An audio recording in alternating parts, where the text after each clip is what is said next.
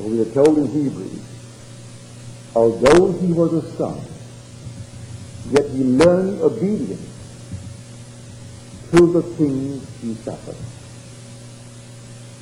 Although he was a son, he learned obedience through the things he suffered. You are the one spoken of. For the entire Old Testament is simply the shadow, the copy of the eternal thing. And the New Testament is its fulfillment, but told in the form of a parable. And you and I have to experience the true story of that parable. And when we tell it, those who are still along the way, they reject it. They can't quite grasp it. They can't believe it. So they reject it. That's all right. Don't give up. You tell it because you speak from experience. If you're speaking from experience, you tell it. And a friend of mine called me from Cincinnati because he tried to get through, and I couldn't. No one was on the phone. As far as I'm concerned, no one was calling. He said, I've been trying for 2 days to get through. When he finally got through, he asked me to explain. Well, I said, as far as I'm concerned, you are perfectly healthy. So I can speak from experience.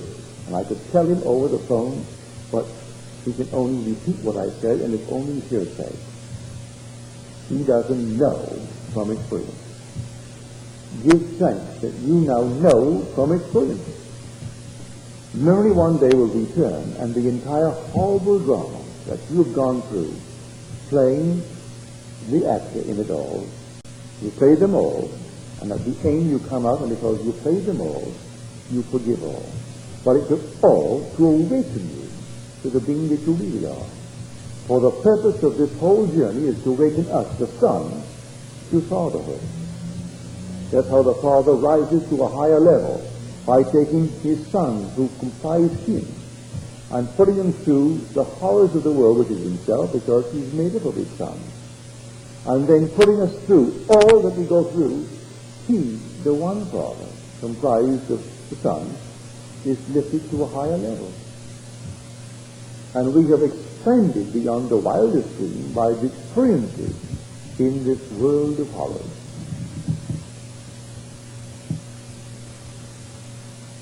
So, when they are seeking freedom, and you'll see them tomorrow morning, 7 o'clock, you find another demonstration and another demonstration. And this one wants freedom and that one wants freedom. And you ask them, what do you mean by freedom? They can't tell you. They mean freedom from external restraint. Freedom to do anything they want without any restraint. And there is no such freedom until union with a type of man who is all love, who would hurt nothing in the world. Until that union takes place, you will never enjoy the freedom that you are seeking, which is complete freedom from all external restraints. And you will find them whether by a minority group or any other group in the world. I came here as a stranger to America, but not from the day I landed did I ever think myself other than one with America. I never called myself an American Barbadian or an American West Indian. It never occurred to me to have this hyphenation in my world. I either am an American or I am not one. As long as I'm living here and became an American, I'm an American.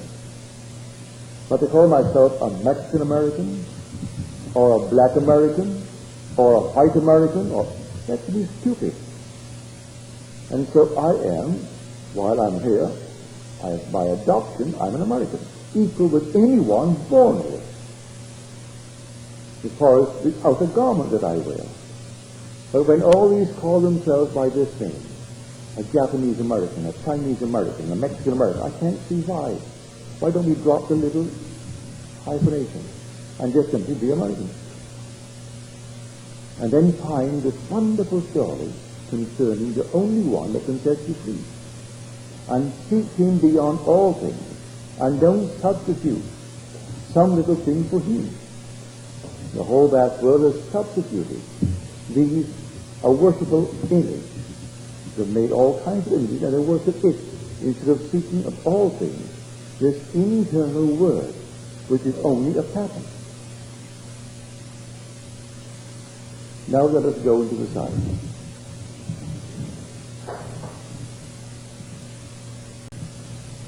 Good. So are there any questions, please? Yes.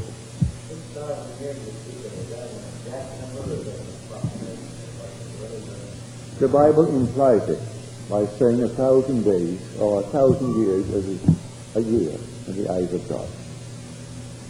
And if he took 6 days in which to form his image, well then we conclude it's 6,000 years for the journey. But it's not stated definitely in that manner.